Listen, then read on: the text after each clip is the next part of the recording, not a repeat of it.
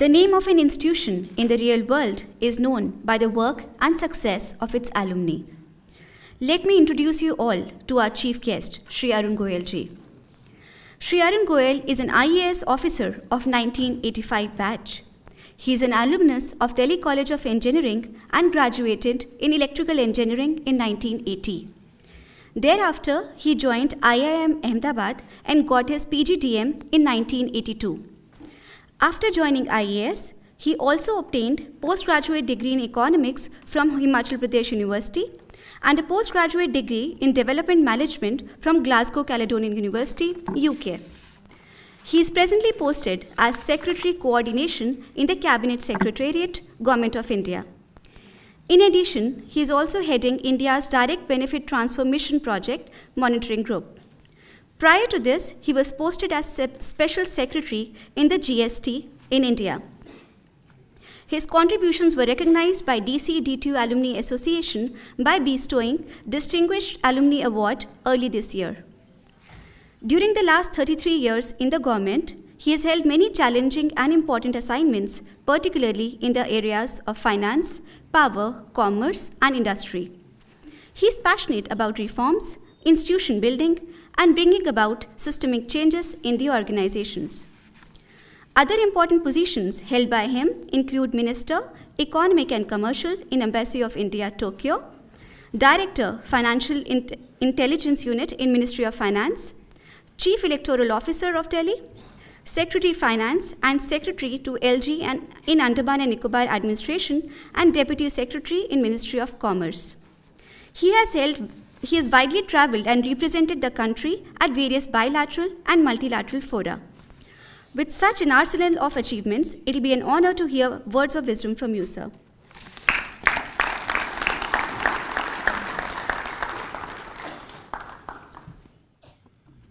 Good afternoon, everybody. Professor Yogesh Singh, Vice Chancellor, Professor S.K. Garg, Pro Vice Chancellor, Professor Anu Singh Lathar, Pro Vice Chancellor, Professor Praveer, Dean Alumni Affairs, other distinguished faculty members, dear students, parents, guardians, ladies and gentlemen. As an alumnus of this college, I feel both humbled and honored at being invited as chief guest at today's function. Let me first of all begin by congratulating the gold medalists and PhD awardees for their wonderful accomplishment. It's an apt recognition for their intelligence and years of hard work put in by them. Please join me in giving a big round of applause for these young achievers.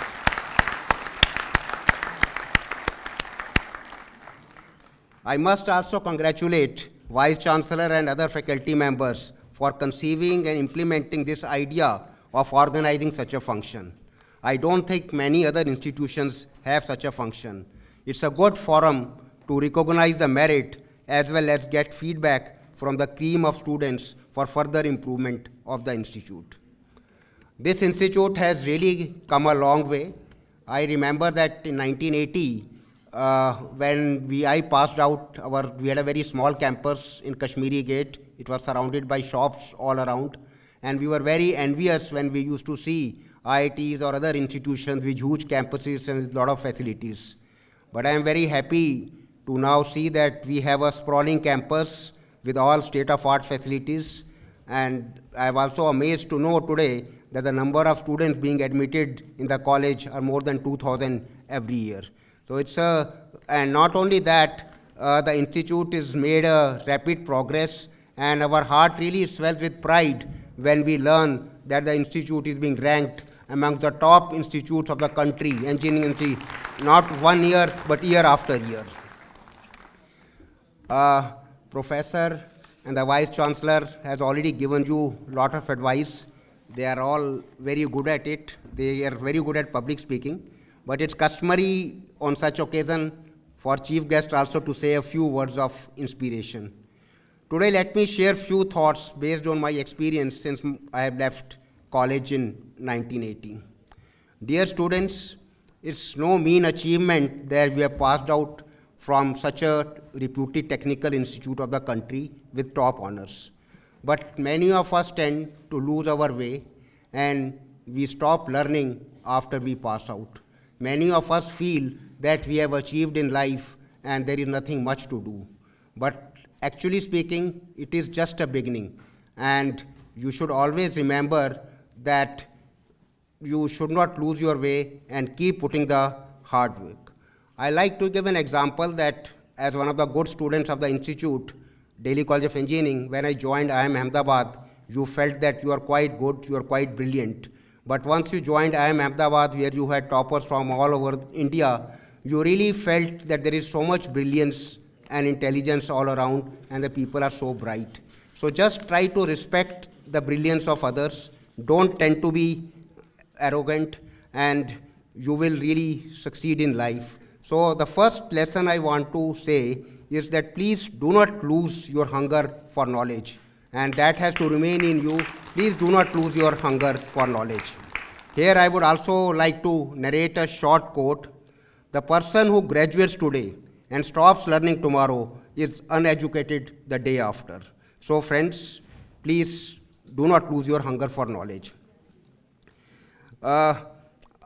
I am a student of Mother's International School, so there I also stayed in Shri Aurobindo Ashram for 6 years. So I have been always one thought of Shri Aurobindo has been well etched in my memory. It's said that an aimless life, this is a Shri Aurobindo's quote, that an aimless life is always a miserable life. You see, it's very easy to say that one should have an aim of life, but very difficult to decide that what I want to do. But children and students, it's very important that you decide on what you want to do as early as possible. And once you are firm about that, what you want to do, you have to put all your energy into it. You have to work for that goal with full passion, full enthusiasm, and full energy. In fact, you should put your complete heart and soul into it. This is a very competitive world, and you are required to create a niche for yourself. Tomorrow, our Lieutenant Governor, Mr. Bajal, would come and address you. He has been my boss in one of my postings.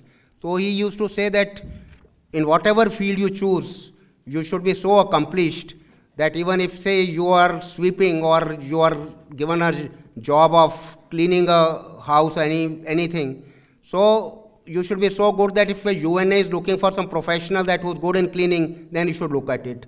So whatever profession you choose, but it's very important that you excel in that and you create a niche for it. And for that, you must work with full passion and dedication. The third thing, when my children also and other young people come to us, now I'm on the verge of retirement after another year, they all say that there's a lot of competition in the world. They feel very stressed, how to cope with the competition.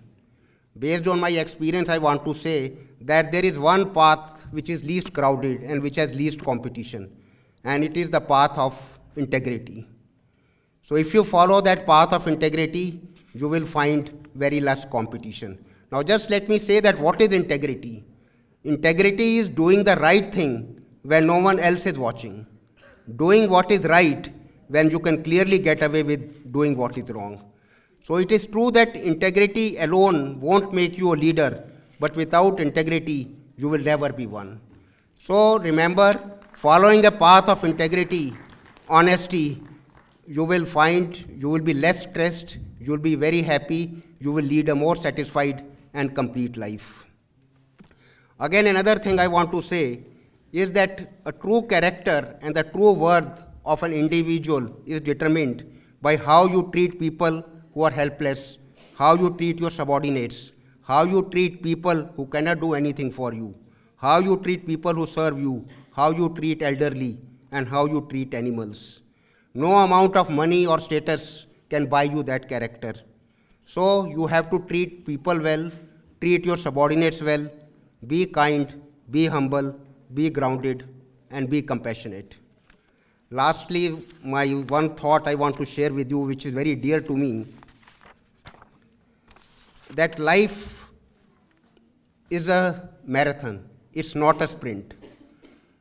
Like in a marathon, if you try to run very fast or in the initial time or take a sprint, you will not be able to complete marathon and you will have to leave halfway. Similarly, in a life, it's a very long journey. so you have to run steadily. And like in marathon, it's always not very important that you come first, but even if you complete marathon, you feel very satisfied. So there are people, who tend to think short term. They try to adopt path of quick gains, power play, trickery, cheating, unfair means. But these things really don't work long. You have to think long term and keep moving forward, patiently following the right path. Take care of your health. Let small things not upset you. Anyone in life, you will have ups and downs. So take them in right stride. Embrace these temporary setbacks in your stride. Keep moving, and you will end up leading a more joyful life. Ultimately, life is not how fast you go, but it's about how far you go. So like always you learn formula, so let me just summarize by 5 thoughts I've tried to convey today.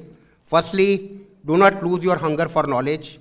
Secondly, pursue your interest with full passion and enthusiasm. Thirdly, follow the path of integrity as it is least crowded. Fourthly, treat your subordinates well. Be humble, be grounded. Lastly, remember, life is a marathon and not a sprint. Before I end, let me narrate a small story on a lighter note. In my district training, I was posted in Bareilly. So I am from the Union Territories cadre, but we got trained in Uttar Pradesh. So when I was getting trained under my collector, and in one of the meetings, he saw me putting a good spoonful of sugar in the cup of tea. He advised me that if you can avoid taking sugar in tea, you will be happy. Somehow that thing stuck to me, and I stopped taking sugar in my tea. And now it has come to such a position that I just can't take tea if it has a sugar. But another thing, interesting thing is that one is that you almost have 7-8 cups of tea every day. So if you are not taking sugar, you will be able to avoid that much sugar. But what is the advantage of this is that you can have occasional barfi or rasgulla.